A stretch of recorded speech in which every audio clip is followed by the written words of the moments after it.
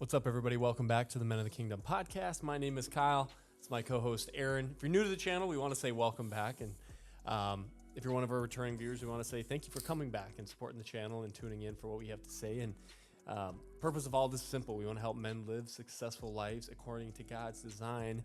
And I think this topic's pretty relevant to that because I don't think it's possible to live a good life without the fear of God, which is really what we want to talk about and explore tonight. But before that, Aaron, how you doing?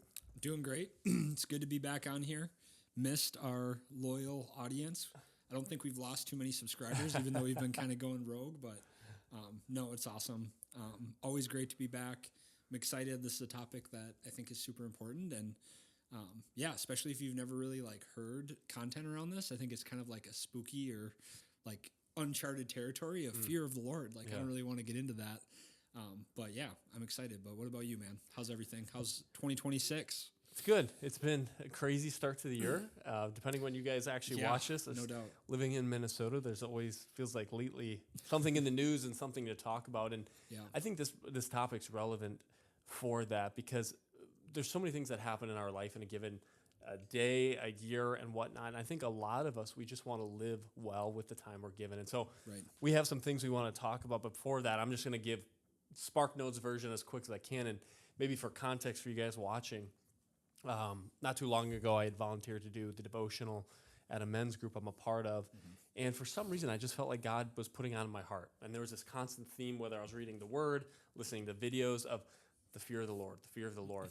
And I've always seen that. And in fact, when I go through the Bible, for a year, I would underline every time it mentioned the fear of the Lord. And there's a lot of them. I don't know exactly how many references off the top of my head, but I really wanted to understand what does that mean and how does that impact the way we live. And so if you're cool with it, I'll give the SparkNotes version of the presentation, and then we'll kind of get into some questions and go from there. Yeah, let's do it. So really, where this whole thing stemmed from was wisdom. And I remember for a long time, and even today, it's like, I want to be wise. I've prayed for wisdom. You look at people around you who seem to just figure life out and live it well. And even in the Bible, Solomon's known and referenced as the wisest man to ever live. And so I remember for a long time praying about that. It's like, man, if I could just have a sliver of what he has, I'm sure I would be okay. And so 3 quick points we'll look at is, what is wisdom? How is it defined biblically?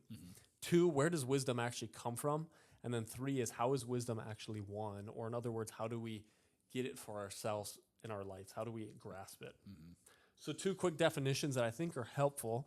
And I'm not a Bible scholar, but you don't have to be because there's so much information accessible. And if you're willing to dig a little deeper using your resources, one thing I've really loved probably the last 6 months is doing research on actual words and what they mean. I feel like it gives a new insight and freshness to the Bible when you read it. And so getting in the word is step 1, but man, it's almost like you read it in a whole new light when you go a little bit deeper and look up some of the meanings of these words.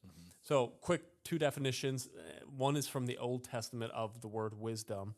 And excuse my pronunciation, but it's this word chakma, which means skill, applied understanding. Remember that for a second. Applied understanding, craftsmanship, practical mastery, the ability to live well under God's authority. And then second is this word Sophia, which means divine insight, spiritual understanding, practical righteousness, again, underline practical righteousness, and wisdom revealed by God. And so in both of those, there's a theme in there. One is this idea of application, and the second one is practicality. So wisdom isn't something you just know. It's like, man, I memorized the word. That doesn't equate to wisdom, but it's really an application of knowledge. In a podcast I listened to, I think they broke it down really well. He said, knowledge is what you know. Wisdom is how you apply what you know to how you live. So really, in the end, wisdom is skilled living. And I think when you look at people in your life that you respect or you would deem as wise, it's probably not because they have so many facts about things, but the way they conduct their lives, the way they treat other people, and the way they go about their business, there's something different about how they live. So that's number 1 of what what wisdom is biblically defined. Number 2 is where wisdom actually comes from. And this is where it gets interesting when you start to research this. There's many references throughout the word, but I think the 3 that stood out to me is Proverbs 9:10. And if you have your Bible, I encourage you to look these up and follow along. But it says, "The fear of the Lord is the beginning of wisdom, and the knowledge of the Holy One is insight." So where does the beginning of wisdom start? It actually starts with the fear of the Lord. Number 2 is Psalms 111:10 that says, "The fear of the Lord is the beginning of wisdom. All those who practice it have a good understanding. His praise endures forever." And I think that's interesting too, because when I first read that, you see the fear of the Lord, but it says all those who practice it. So what are you practicing? Well, the fear of the Lord, it seems like it's something that can actually be practiced, which we'll talk about here in a second. It's not just some abstract idea, but it's something you can actually do practically. And then the final one is probably my favorite one. Job 28:28 says, "And behold, he said to man, behold, the fear of the Lord, that is wisdom, and to turn away from evil is understanding." I think this is important too in our definition and exploration of this, because the fear of the Lord, wisdom, we always think it's something you do or something you know, but sometimes it's something you don't do, and it's actually something you turn away from, which in this case is sin. And so kind of the bullet point there is our reverence for God, or in other words, our fear of the Lord, changes how we choose to live, or at least it should. And I'll pause here for a second before we go to our third point, because I think this is important if you're in a place where you're struggling, whether it's with addiction or how you treat people or how you see the world. You might know about God, but if it's not changing how you interact with people and how you conduct your life, I think you have to pause and say, man, am I really seeing God for who he is? And am I really fearing God and believing in his reality? I forget who quoted it, but it was good. It said, what you think about God what you believe when you think about God is the most important thing about you.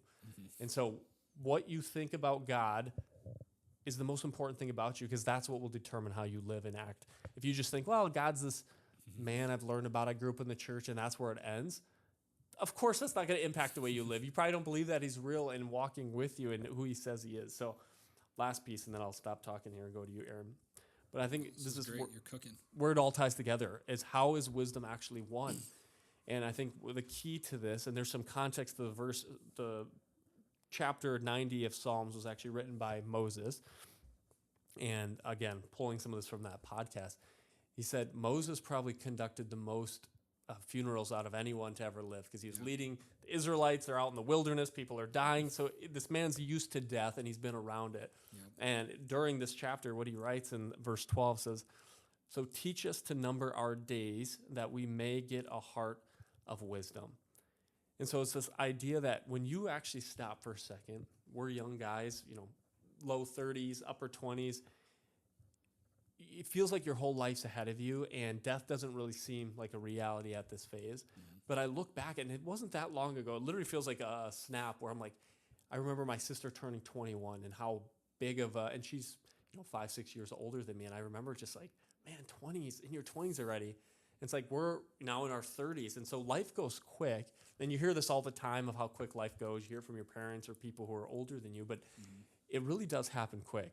And when we don't think about death, and I don't mean that in a morbid way, we think that this life is all that there is, and we act in that accordance with that. We pursue money, we pursue pleasure, we do all these things, which there's a lot of great things for us to enjoy that God's given us. But also, I think there's value in remembering that my days here are limited, and how I choose to invest that time or spend that time matters. And so those are kind of the 3 points before we get into the questions. But to sum it up, kind of this transitive idea. If I do this, I get this, it leads to this. So contemplating the brevity of your life and remembering who God is in his holiness should lead you to a fear and really a reverence for God, this awe and this respect for who God is, which third produces us turning away from sin and living wisely. And so that's kind of the summary of this whole thing. And so we'll kind of get into some questions I know that you had, but this is just something that I've been convicted by. Is last story I'll share. John Bevere, I don't know if you know who he is. Yeah, He's the author. Yeah, he was on some other guy's podcast, and they were talking, and it was around this whole idea of fear of the Lord. And he was telling the story of how this pastor, I think he was big in the 80s or 90s. I didn't cite the name, really well known, went to prison for a bunch of scandals, sexual immorality, all this stuff. And John would go visit him and ask him questions and whatnot. And he asked him one day, he's like, man, like, what happened? Like, when did you stop loving God? When did you stop loving Jesus? And the pastor kind of paused and looked at him. He's like, John, I never stopped loving God. I stopped fearing God. And that struck me because I think there's a lot of times in my life where like I believe God's real. I know he loves me, but I still will choose to act in accordance with what I want. And I'll blatantly disobey and sin and do the things that I want to do. And in those moments, I'm basically saying, God, I don't even know if I love you. I definitely don't fear you in this moment. And I think this is the gift from God with parents, good parents in your life. Like there's this healthy fear. I remember of my dad when he'd come in from working and the tone of his voice or the way he would look at me, like I knew if I was messing up, like there was a healthy fear there, and it would change and deter the way I acted, whether I was disrespecting my mom or whatever the case was. But I think we should approach God in that way, not from a fear of I'm going to be punished, but man, I don't want to be distant from you. I don't want to disappoint you. And I actually believe that what you have is better for me if I choose to obey you. And so that's the summary. But I would encourage you guys, please look into the subject of fearing God and how that leads to wisdom. But that's just been eye-opening for me lately, because I think so many times we start with, I want to change this behavior. I want to stop doing this. Or start doing this. But where does that motivation come from? And if you can pause first and actually be in the presence of God and the reverence you fear or feel for him, that's what will produce the actions that you're actually after. So, what are your thoughts around the subject? If you had anything to add that I might have skipped over. Man, I just love listening to it. I think you did a great job of laying this out. And what jumped out to me was the story of Moses, because you think of all the great parts of his story, but that had to be a really tough and terrible time. So I think it's really interesting, like that Psalm 90:12. So teach us. So he's obviously talking to the Lord, right? Because who's doing the teaching? The Lord. To number our days. So he's talking to everybody. And then that we may, it's basically a prayer, get a heart of wisdom. So I guess that's my question is what do you think, what does a heart of wisdom look like? How do we know if we have that? And what is he asking for here? So the heart of wisdom is the outcome, but what's on the front end of that equation? Teach us to number our days. What do you think that looks like? And what is the final outcome of a heart of wisdom? Yeah, I think what it is, numbering your days, is remembering the brevity of your life. And I feel like I'm so what I'm looking for, where you plagiarizing from these other podcasts, but he just had so many good quotes. And I forgot the pastor who said it, but he said, our lives are the history of grass, which is it's sown, grown, mown, blown, gone. And there's so many analogies or metaphors of what our life's like a vapor in the wind, where it's here and it's gone. And so I think it's not so much the fear of death, but it's what's on the other side, which is being face to face with your maker. And I'll look up the verse here in a second. I got to look up the verse because it's super powerful, but I just don't think we spend enough time really thinking about who God is. Because oftentimes we have these limited views or a small understanding of God, where it's he's a genie that maybe grants my prayers, or when I'm feeling bad, he maybe makes me feel better, and that's kind of where it ends. But if we could even smallly or remotely comprehend the magnitude of his glory, and one day you're going to be face to face with him, it should change how the things that you thought you wanted or would bring you pleasure no longer look that appeasing. And so that's where I have to be challenged. And it's hard. You can't do that if you're constantly going and going and going. But when you sit there and really reflect and contemplate that, and you can feel even a little bit. There's a great book too. I think you read Imagine Heaven. Yeah, it's an awesome book. We had Beth Orlowski, if you guys saw that episode, a great woman, had battled cancer for years, passed away. Very godly, recommended this book. And I think that was super helpful for me to be excited about heaven. But the second book is Imagine the God of Heaven. And there's people who had these near-death experiences and what they experienced with the God of heaven, not just the environment they're in, and just the way they describe him and how the word in the Bible describes him. It's like, man, if that's real, I have such a shallow view of God sometimes. And so, yeah, numbering your days should lead to that reflection point of, man, one day soon, like we're all going to die. And, so that's how I think about it. I can't remember your specific question, but I think that's what I've just been praying for my life is like, give me reverence for you. Help me to actually fear you. And I think too, like, go to any country, we're in America, if like Donald Trump walks in the room or the president at any time, it's like there's a fear because it's like their power, their control over what they could do, how they command things. Now multiply that times infinity. Right. And like it's hard, you can't comprehend it, but like that's the reality of what it is. And even the angels people who interact with them throughout the Bible, they fall on their face in front of these angels because they're these majestic beings, but these are the ones who just constantly cry, holy, holy, holy. And that's their reverence for God. So it's like, man, if these angels who are like unbelievable beings and instill fear in these humans, if they think that way of God and they are afraid of him, it's like, how much more should we? So that's how I think about that. I got to look up this verse, so please go ahead. Yeah, that's just really good. I think that the perspective to the word that I felt like the Lord was revealing to me when you were talking about all that was just service. Because especially if you think of life being this super long timeline, I think that service and thinking about other people's needs becomes something that really doesn't matter because there'll always just be time for that, right? Like I will be a good friend to Kyle and I'll show up for Kyle and I'll be there for him down the road. But like today, I need to focus on my priorities and what I need. But I think when you number your days, it's like if you want to be known as a God-loving person, like the Son of Man came not to be served, but to serve, like that has to happen like today. Like that can't happen when you're retired and have more time on your hands. It's like, to this point too, who even knows? Like I know you had in here the average life expectancy of 78, but that's average, know, it's like, who knows? So, and you have examples in your life, close people to you that 100% people at 18 years old that you would never expect, fully healthy, leave the house one day and don't come back. So I think that is something that is cool is when younger people start living more intentionally earlier in life, because it's just like, especially if you're a young guy watching this, you probably have some sort of like financial know-how. And somebody told you, take your works 401k match and set aside some money, invest, and how important it is to do that early because compound interest. And if your investments are growing at the rate of 7% per year, that 7% grows on 7% next year. But think of that from a spiritual or a character standpoint. The same thing is true. If you start living intentionally when you're 20 and you do that until you're 60 versus if you start when you're 40, you've got 2 decades on that person. And I think that has to do with everything. It has to do with generosity, service, selflessness.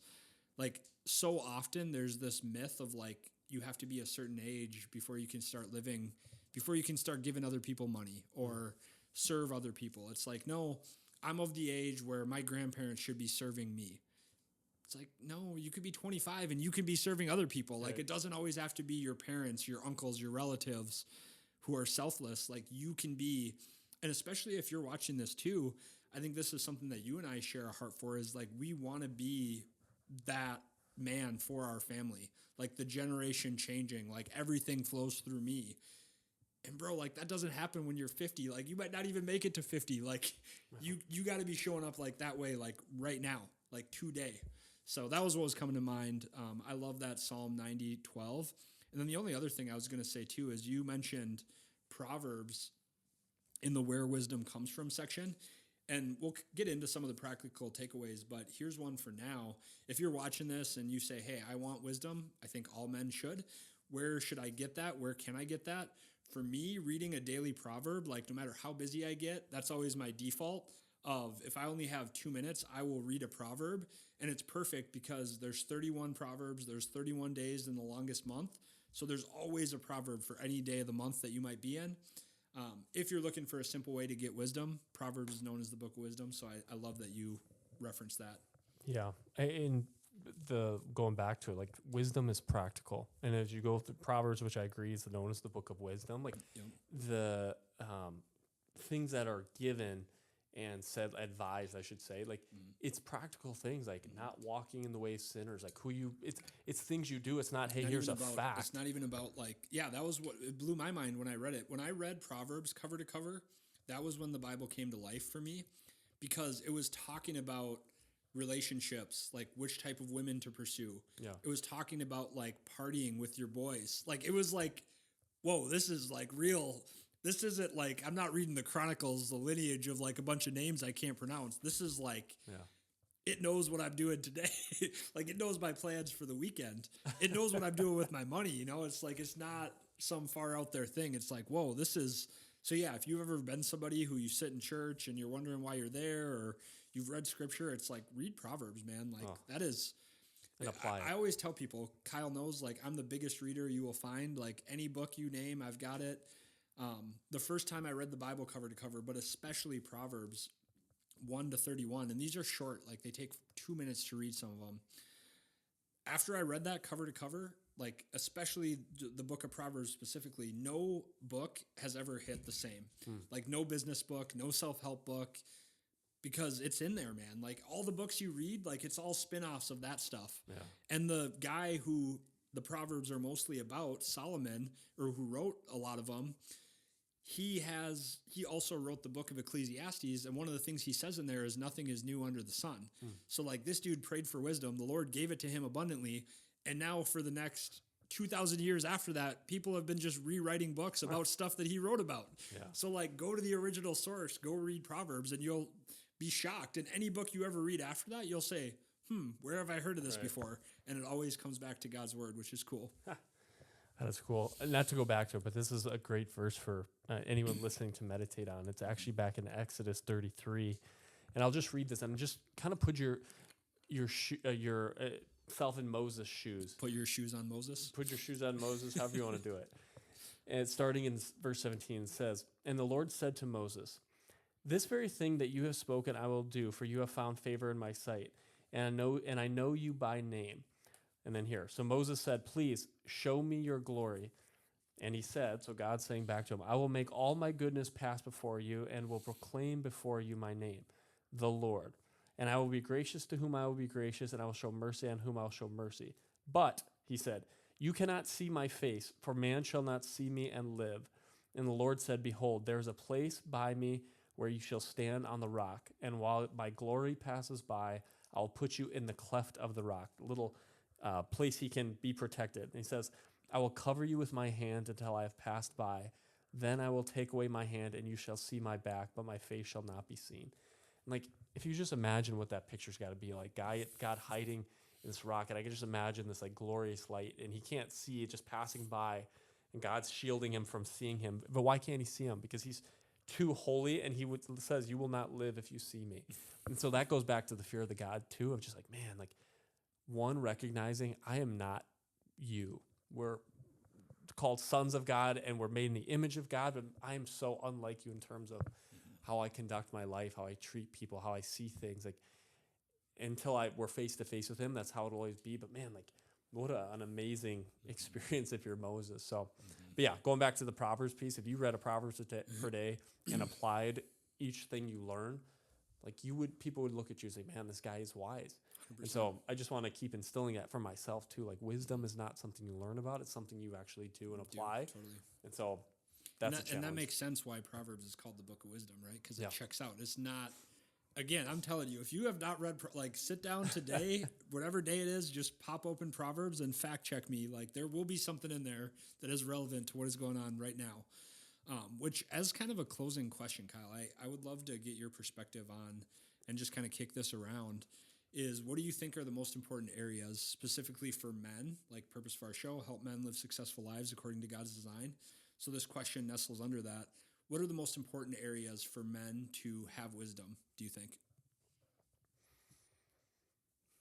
I mean, there's a lot of things you could say in areas of a person's life around relationships, family, all those pieces. But I think it comes back to like the two greatest commandments. Love the Lord your God with all your heart, soul, strength, mind, and love your neighbor as yourself. So it's like, how do I practice wisdom and loving God with everything I have? Because the reality is everything flows from that. And so like I could sit here and say, yeah, wisdom around sexual purity, and those would be true. But if you love God with everything you have, that's going to flow into loving people just like you'd love yourself. And that I think is like takes care of it. So I don't want it to feel like a cop-out answer, but I think most people we start at the wrong point and we start, I want to be smart in relationships. I want to make money. I want to do all this without having the most important piece first, which God, help me to love you more.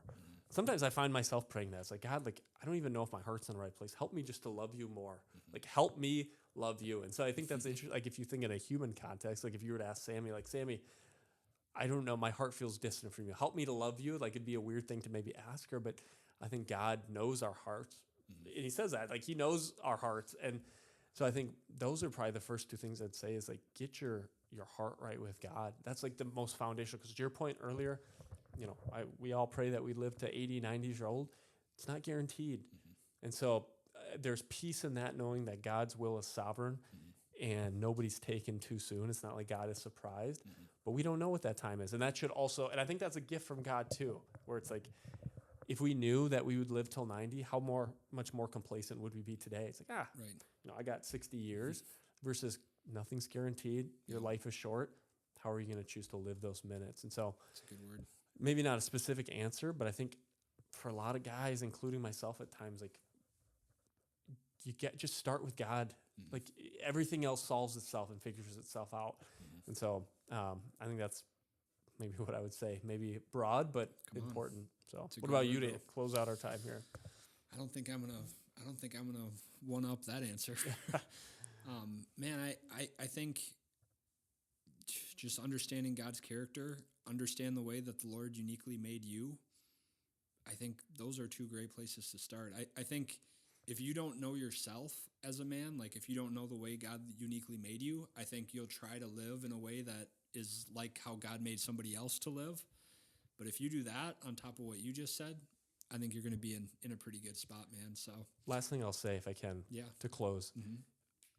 don't get confused with numbering your days. I know you had a question we can get to. Like numbering your days should create a healthy fear, but also an excitement. Right. And so I think sometimes we think, man, my time's limited on earth. I got to do all these things I can. Sure. The good news is you have something greater to look forward to as a believer. Praise God. And the analogy I give, because I've experienced it firsthand, is like when you're a child, like I got really excited for Christmas. Like the idea of opening presents 5 days from now, I just couldn't sleep. You just think about it constantly as you get closer and closer. And the things that would happen, albeit small, but like the chores I'd have to do or the dishes, like none of that really felt that hard because I had something I was looking forward to. And I think in the same way with our lives, like you will have challenges. Like God says that you will have hardships, but we fix our eyes on something future and hold on to that hope, it makes all this life manageable. And Paul talks about it too. Like he says the momentary afflictions that he's basically has now are nothing compared to the future glory he has. And I think that's the attitude God wants to instill with us is you're going to go through some hard stuff. Remember your life's short, but man, like what's waiting for you in the future, we can't even comprehend. And the Bible says that too. Like no eye has seen, and I'm butchering it, but basically no one's seen what God has in store for the people who love him. And so that's something we can be excited about as believers. And if you're not, like might be the episode God brought across your timeline for a reason to say, hey, I'm calling and I'm speaking to you. Nothing happens by accident. So if you don't know where you're going when you die, like they say, you know, last year was the best time to start, but the second best time to start is today. And so please don't let another time, another day go by where you're uncertain about that. Talk to your local pastor, message us, do something. But God was calling everybody to himself, including you. So we hope this episode was helpful and at least learned a nugget or two around wisdom, the fear of God, and what that means. Keep digging in and searching for yourself. But we hope this has been a blessing to you guys and you take something away from it. So as always, thanks for tuning in. And until next time, keep advancing the kingdom. Thanks.